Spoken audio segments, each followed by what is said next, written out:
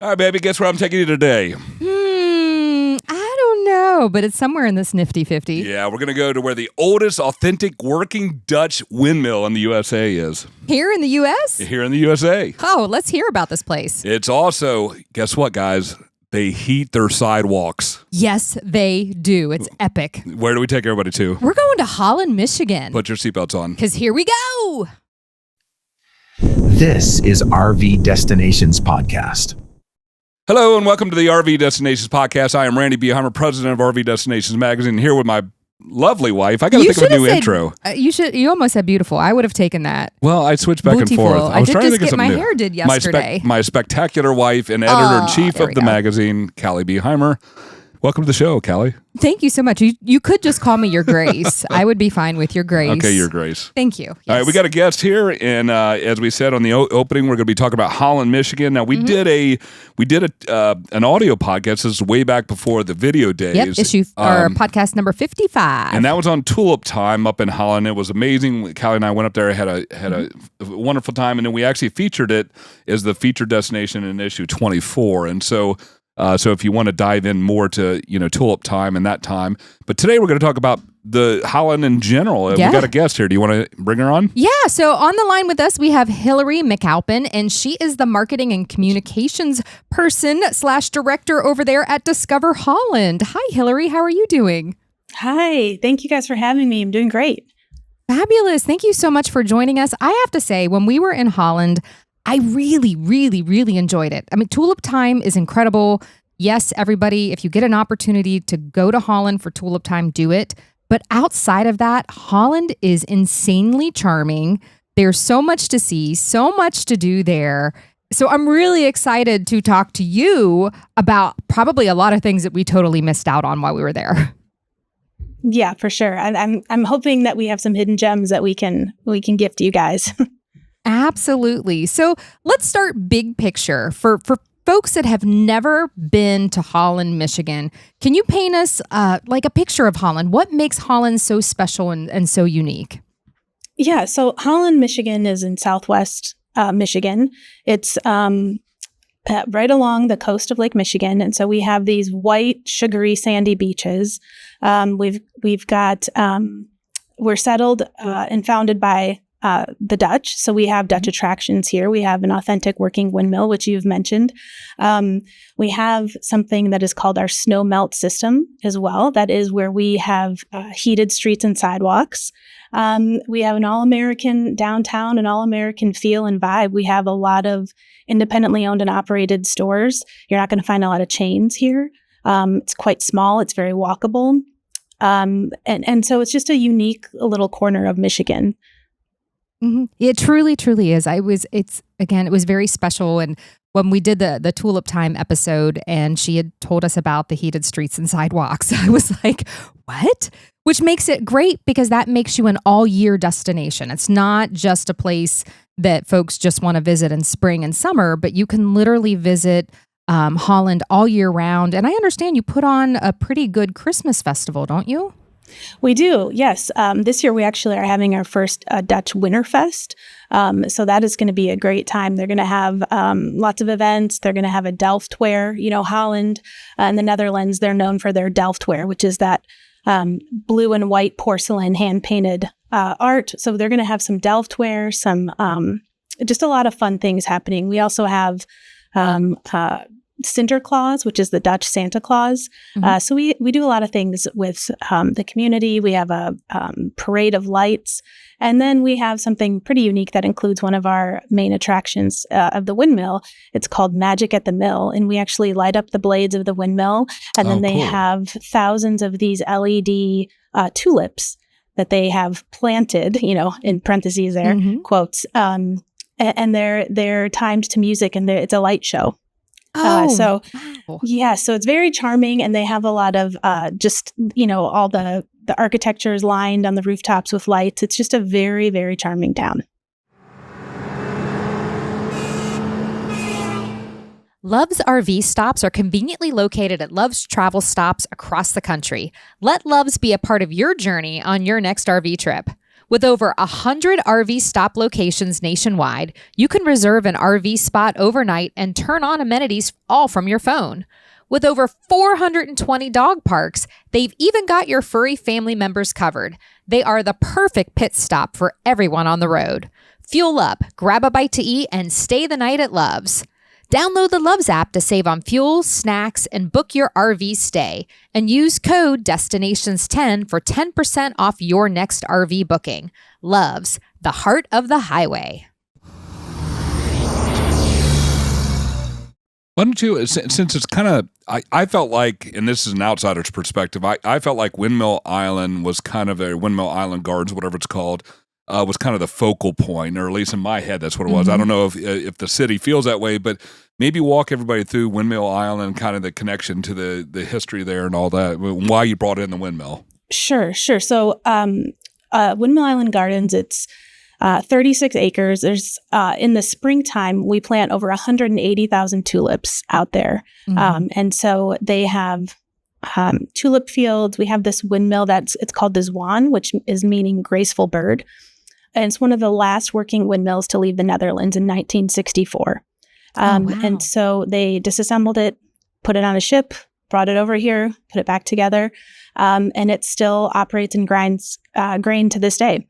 And what's pretty cool, just so you can get a snapshot of the history, is during World War II, de Zwaan served as a lookout for the Dutch resistance. And there's bullet holes in the blades. You can still see bullet holes I didn't know that. Oh, wow. Yeah, so it's really great. So it's, that also is a year-round destination, because when Tulip Time is over, then the annuals and the perennials come out. So it's a botanical gardens as well. And it's a city park as well. So you have really beautiful landscaping there in the summer. They have a week in July. It's typically the third week. It's called Peak Week, and it's when everything is in full bloom, and it's pretty magical.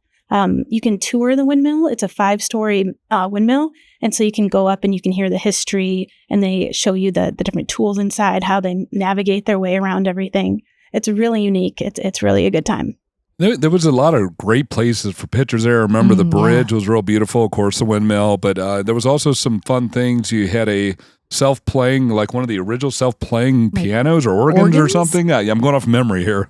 Yeah, we were gifted a Dutch street organ. And so that, it has special sheet music, but they play that Dutch street organ as well throughout Tulip Time. So it's really a unique, authentic feel that from the Netherlands. Yeah, we got to see it and listen to it play, and it was incredible. Like the sheet music, for those that have not seen this happen, the sheet music is like large plates that are tied together and are fed through the machine. So it's like these big kind of, almost, we'll say 8.5 by 11 for lack of a better measurement, but like that size plates that just feed through the machine and from a stack, which was just so incredible. And it just sounds so magical. And there's a lot there at Windmill Island Gardens.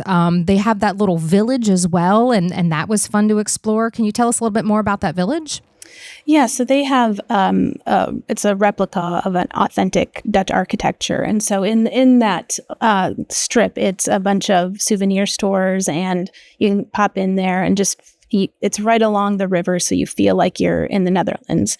We have another place that's similar to that that's called Nelis's Dutch Village. It's another big attraction, and that's the authentic replica of an entire village with a canal that runs through it and some history out there, and that's a really good time as well.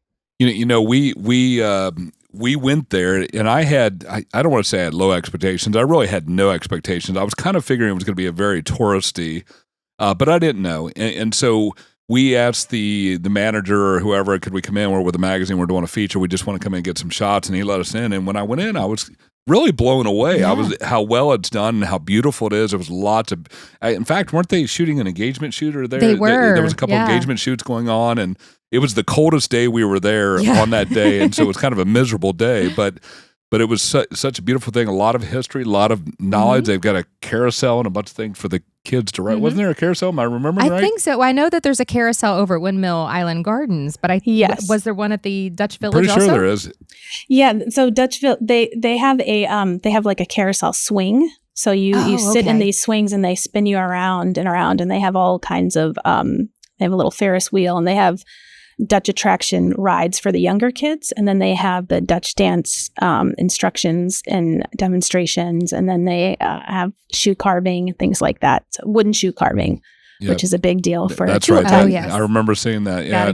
And we spoke to locals and learned that the wooden shoes are some of the most comfortable shoes that some of these folks have ever owned. Does I not was seem like what? that. Yeah. I know. Yeah, that is. It seems counterintuitive, but really, if you have like 3 pairs of socks on, and they offer amazing arch support. So really, once you get used to it, they're pretty darn comfortable. That's amazing. I love that. Now, Windmill Island Gardens is probably in and of itself enough to bring an RVer to Holland, and then the beaches, of course, too. But there's still so much more. There's a lot of breweries. Let's talk about the breweries real quick. There's a ton of breweries. I'm not a beer drinker, but my wife sampled about every beer that you had there. I had so much beer while we were there, and it was all so good. Yeah, we have a few breweries located right downtown Holland. So we have New Holland Brewing has the largest reach. They have a pretty big distribution. So we're known throughout the U.S. We have reach across the United States for New Holland. We also have Big Lake Brewing. We have our brewing company located right downtown as well. Mm-hmm. And then we have various breweries all over town, really. So we're really kind of picking up on that beer scene. Yeah, and there really is. There's a fabulous beer scene, and for craft beer drinkers, this is definitely a great destination. And I know there's a lot of that in the RV community. Folks that just travel around to great breweries and check them out. And Holland, Michigan is definitely a great destination for that. You had one that you really liked. Do you remember which one it was? I'm literally looking at it. There were so many because like New Holland had the Dragon's Milk, which is a bourbon barrel aged stout, and that was delicious. There was one that I had was Stupid Sexy Snooky, and it was really, really good. And I had that Brewery 424. I had that over there, and I mean there were so many. There were so many that I had that were just delicious brews, and thoroughly enjoyed it. Yeah, we have something also at the Visitors Bureau. You can come in and you can get a printed handcrafted passport. And what it is you go to different breweries and distilleries and wineries, and you go, and the whole point of it is to encourage you to go talk to the bartender, talk to the locals, have one of their brews or one of their drinks, and you get a stamp and bring it back to the Visitors Bureau, and we give you a gift with that. And we've also digitized that as well, but it's kind of fun to have that paper copy to go from place to place. So that's a fun little thing for visitors to do. Well, let's also, the brews were good. As Caly said, again, I'm not a beer drinker, so it's not my thing. But the food was amazing. Oh, the food was and excellent. a lot of these breweries had really good food, too. Tell us a little bit about the food scene there. Yeah, we've got a lot of different options. Some of the popular ones here that we have, local favorites, we have a DeBoer Bakery. It's a fourth-generation family-run bakery and restaurant. We have Bowerman's on 8th Street. That's actually a local blueberry farmer. And so they have their fields, which you can go and pick blueberries in season, but also everything at this restaurant has a touch of a blueberry spin on it, whether it's pickled blueberries and served on the side, or if it's a chicken salad sandwich with blueberries in the chicken salad. I mean, it's really cool farm-to-table stuff. Along that same vein, we have Cranes in the City, which is also a local family that owns an orchard, and theirs is apples. So they have, they have apple pies and apple crumbles and all kinds of peaches and things like that. So they also have a restaurant downtown. But we have a James Beard award-winning chef at Hops at 84 East. Located right downtown as well. That's a fan favorite. And then we have a really nice dining spot right on Lake Macatawa, which feeds into Lake Michigan, and that's called Boatworks. And so they have a wonderful patio seating, great indoor seating with lots of windows, so you really feel like you're in that vacation town right on the water. Mm-hmm. Right. We took our bikes to a blueberry farm, didn't we? It was Bowerman's. Bowerman, I have the T-shirt. That was fabulous. And we had We had the blueberry hand pie, and we had the blueberry donuts. That's right. The ham pie Yes. we really loved. Yeah. Oh, that ham pie was so good. Yes, they're known for their donuts. They have a stand at our farmers market, which is another local favorite of ours, and that is always a big hit. We tell everybody, make sure you don't, you stay and you don't leave until you have a blueberry donut. Yeah, and we did. It was delicious. I like the hand pie better than the donut, but both were amazing. And I got a hat. I still wear it to this day. It's actually in my truck. A blueberry hat from them, and it was one of my favorite. It's one of my favorite hats. Now, didn't we do Boatworks too? Weren't we? I'm trying to remember. I'm know pretty sure we had a it was on reservation the there, but I list. just wasn't sure if we can't- made it there or not. I know. I can't remember. There were so many. I'll have to look that Yeah, up. that's one thing that I remember stood out was with all the restaurants and different things. I like that. Hey, RV dreamers, ready to level up your adventures? Right now, you can get 30% off any RV Destinations magazine subscription with our holiday code XMIS30. Yep, 30%. Treat yourself or another Wanderluster to stunning destination, expert travel tips, and road-tested inspiration. But hurry, this holiday deal rolls away fast. Use the code XMAS30, that's XMAS30 at checkout at rvdestinationsmagazine.com/subscribe and start exploring smarter.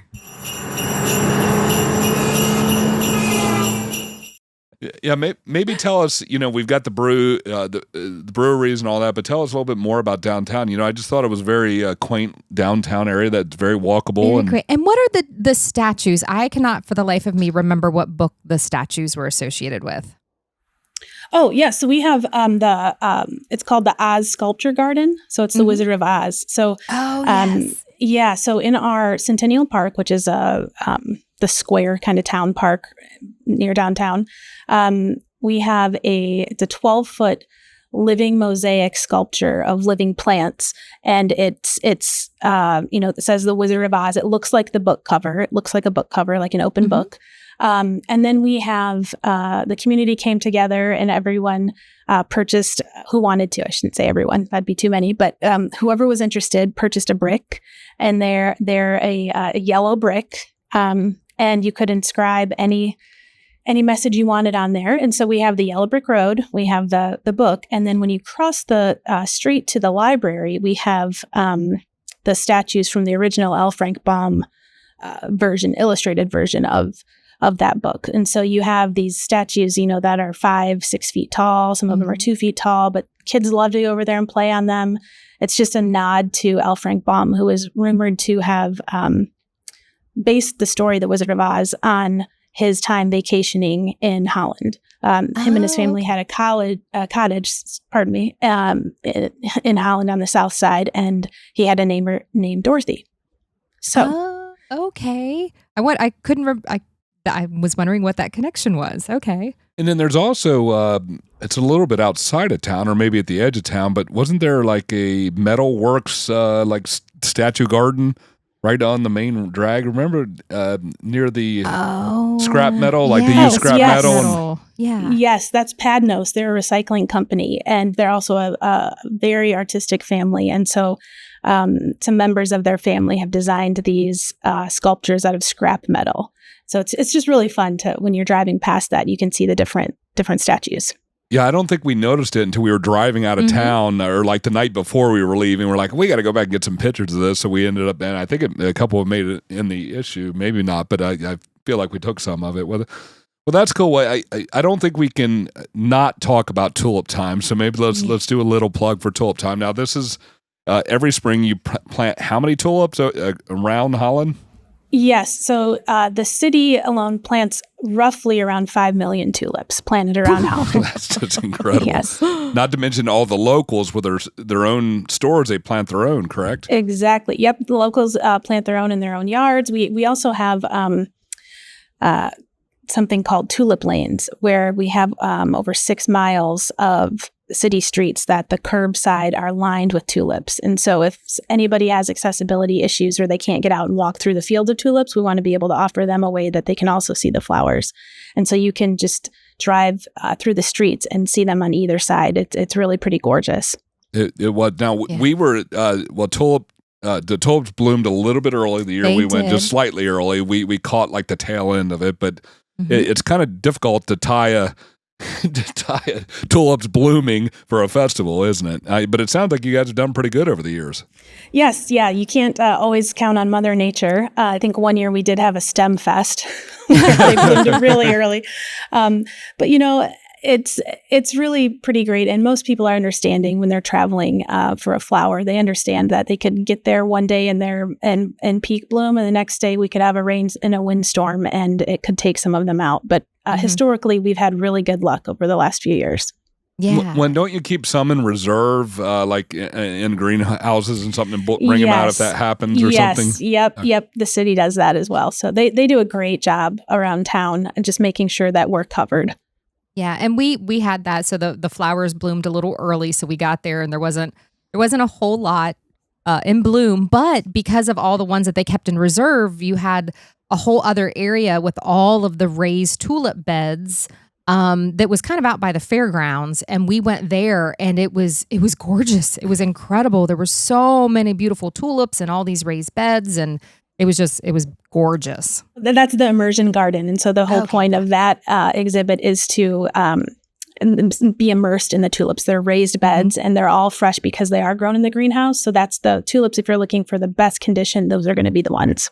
Yeah, that was a neat experience because you really are. You're walking, everything's almost at eye level, and you really are completely immersed in them, and it was a neat experience. Do you have the date for 2026 by chance? Yeah, it's the first. Good grief! I'm sorry, I put you on the spot. I didn't tell you I was going to do that. I think it's May 1st through the 10th.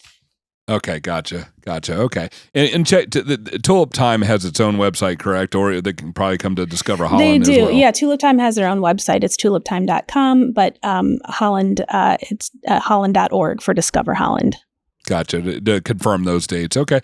Another thing, I want to go back to the beach, but not quite yet because we briefly touched on it, but your city is very bikeable. We got some brand new electric bikes like shortly before we come to Holland, and we rode those all over the place, including out to that farm, the blueberry farm we talked about, which is only a couple miles out, but we didn't do a whole lot of work because Caly lets the electric pull her the whole way. Oh, heck yeah, I do.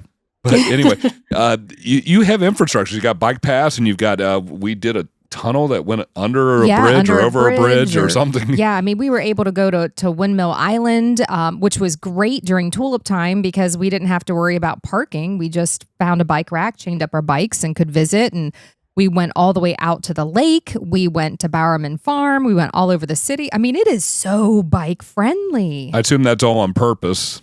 Yes. Yep. It is all on purpose. It is similar to the Netherlands, right? You can bike around the Netherlands as well. So we have connecting either multi-use paths, or we have the bike lanes on designated roads as well. So you can take different streets and roads all the way from Holland to the next city north of us, which is Grand Haven, or to the next city south of us, which is Saugatuck, and then also just all throughout town. So we try and be intentional about that so people have a way around.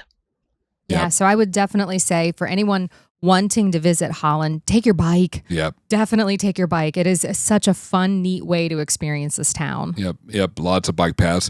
So let's journey back out to the beach, and we kind of skimmed over that, but I wanted to return to it because it was cold when we were there for Tulip Time, and nobody was thinking about beach, but we did go out to the beach. You got a really cool lighthouse out there, and like you said, the beach sand is white. Yes, white can be. beautiful. So I can imagine this is an amazing place in the summertime.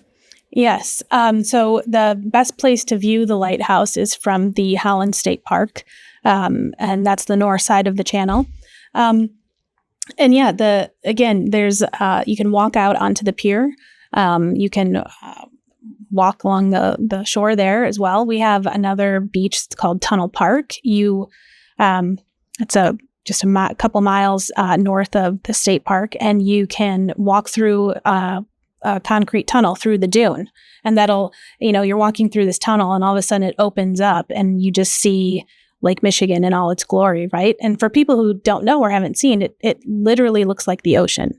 So you cannot see anything across there. So it's a very busy a very popular spot. A lot of people come here we're considered a beach town, along with several other towns in Southwest Michigan.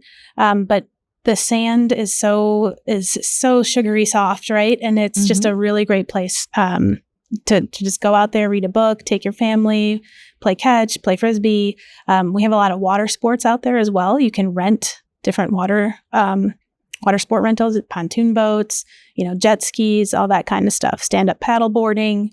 There's really a lot of stuff you can do right there on the water.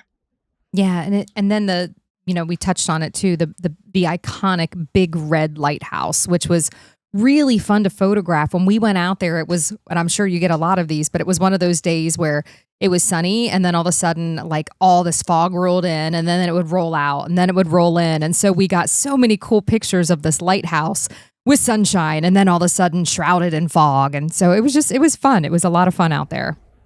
Yeah, it's allegedly one of the most photographed lighthouses in the state of Michigan. So everybody knows Big Red. It's very recognizable. And it's the icon leading everyone in. Yeah, that's really cool. Well, that's awesome. Is there anything we missed? I feel like we've covered everything that we got to see up there. Is there anything else that you would like to tell our listeners and watchers on YouTube? Watchers. It seems kind of creepy. Our watchers are watching you. But is there anything that we've missed that you think that we should discuss that warrants discussion here?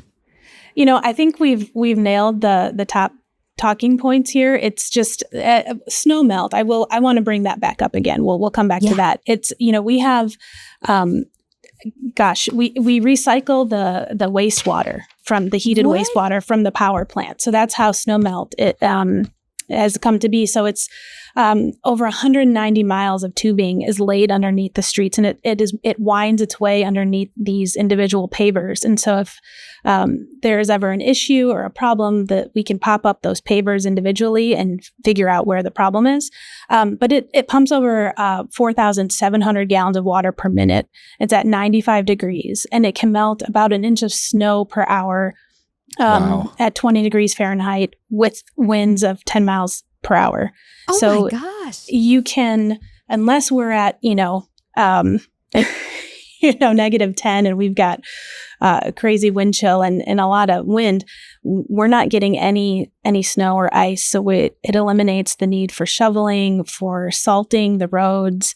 And we have running clubs. So people are running, it might be snowing sideways, but people are in their jogging clubs and they're walking their dogs. And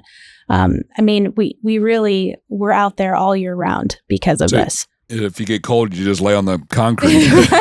Yeah. Nice warm 95 degrees. Right. Well, sometimes it's steaming. That's what I was going to say, tongue in cheek about that. But I imagine some of that heat comes up and you actually are a little bit warmer near the road or the sidewalk or what have you. Yes. And actually, a fun fact is the tulip bulbs that are planted downtown, those always bloom earliest because it's its own microclimate down there because of the heated tubing, right? So it's a very, very interesting thing we have here. But Snowmelt is really special. That's really cool. And how much of the city does that cover?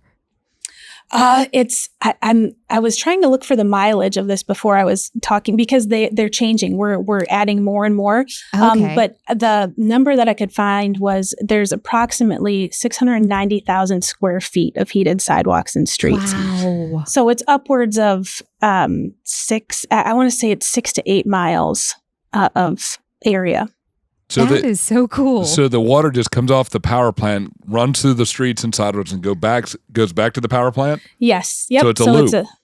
It is, yeah. It's a closed loop, like a radiator, basically. It's essentially acting as a radiator. That is pure genius. Pure It Michigan, you nailed it with your pure geniusness. That's right. It's the largest municipally owned snowmelt system in North America. Wow, that is so cool. Well, I think most RVers are afraid of the snow. They usually chase the sunshine south. So I don't know that that's going to be a big selling point, but we understand that the Christmas festival is amazing, and we would love to try that one time. So, but now as far as campground, there's quite a few campgrounds in the area. We actually stayed at the fairgrounds, which it was nothing but just. We had full hookups, but it's basically just grass lot. Was it full hookups? It was full hookups. But what was nice about that one, it was right next to that massive dog park. Do you remember that huge city dog park? that was wonderful. And then I know that there was one as you were heading out towards the lake.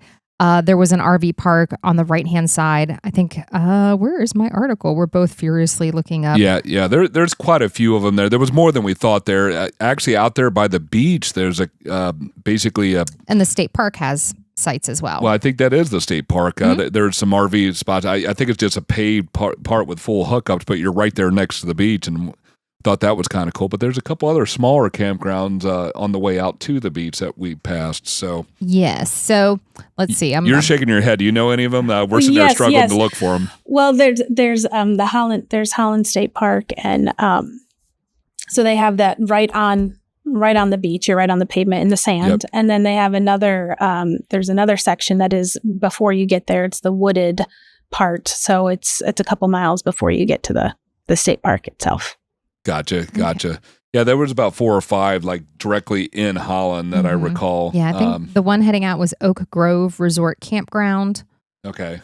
And that was located a little bit closer to the Lake Michigan, and then the state park out there, Holland State Park, on the shores of Lake Michigan, which was really nice, and then the fairgrounds as well. And then there's some places outside. It looks like about 30 minutes east of Holland, there's the Dutch Treat Camping and Recreation, and they offer full hookups, a swimming pool, a playground, pond, and camp store. Yeah, and if you're going there for Tulip Time, you definitely want to book ahead because I think we booked ours about 8 or 9 months in advance to make sure we got a spot in there. So, and that's something that Gwen and again, we do we have the podcast number? It was podcast number 55. So if you're interested in more information on Tulip Time, and then issue 24, we featured Holland, Michigan.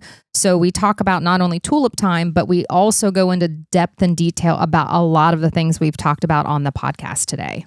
Well, Hillery, thank you so much for coming on the show here. We really appreciate it. We want to respect your time and just really appreciate you coming on here. We love Holland. We'll be back to Holland. We might try it in the summer and see what your beaches are really like this next time we come in.